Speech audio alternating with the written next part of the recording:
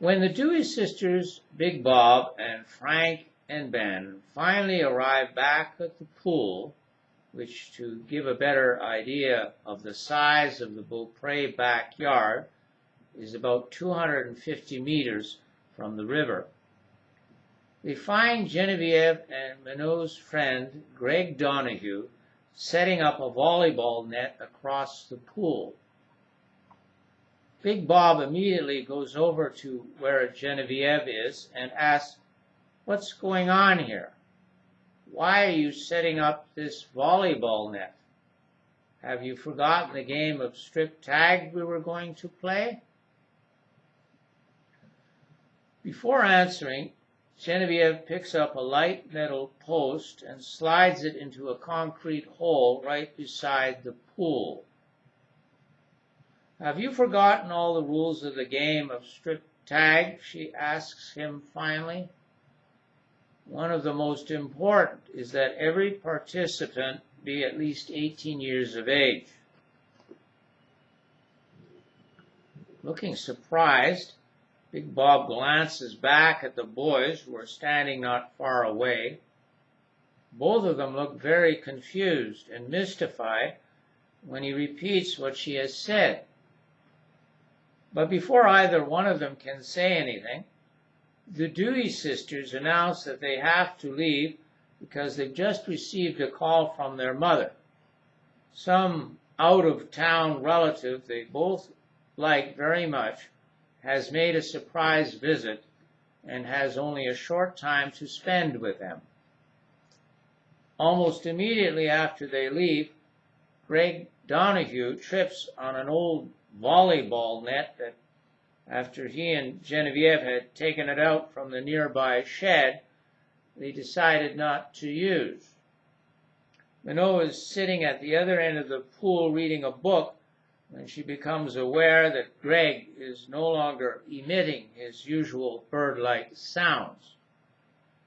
After she has looked up and observed that he is painfully rubbing his elbow, she wastes no time putting down her book and going over to offer him whatever help or comfort she can.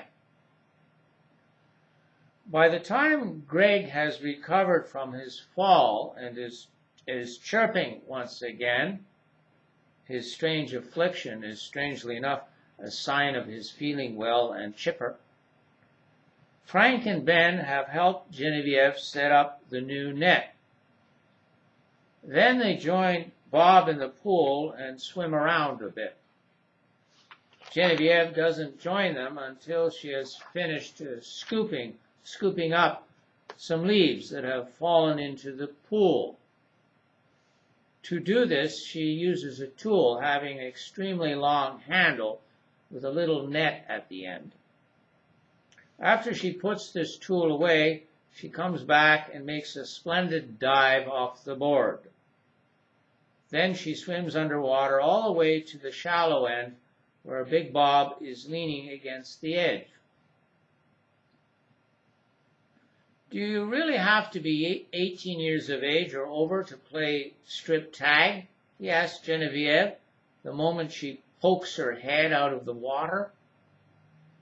Before the young woman can properly catch her breath or wipe the water from her eyes, Minot, who is standing near the volleyball net, says to Bob, "You should know what the rules of the game are. It's you who made it up." "I certainly didn't make up any rules about an age limit," Bob quickly answers.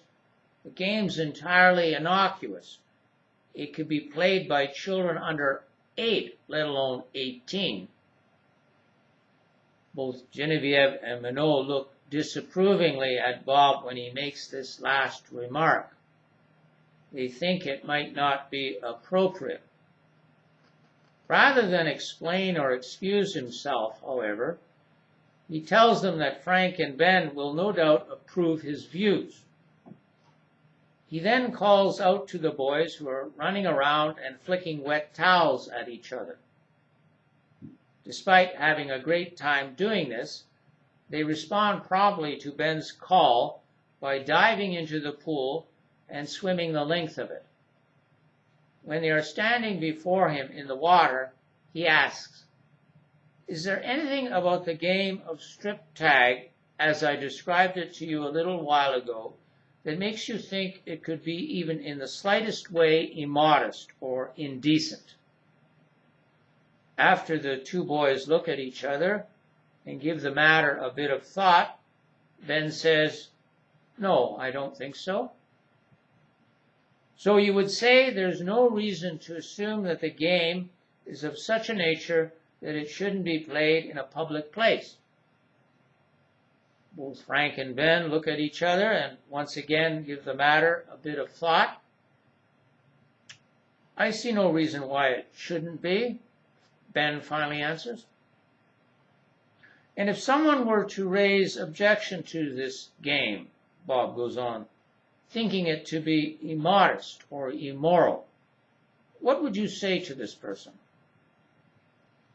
After the boys have looked at each other and once again given the matter a bit of thought, Ben answers, "There's much more immodest and immoral behavior going on at a beach sometimes."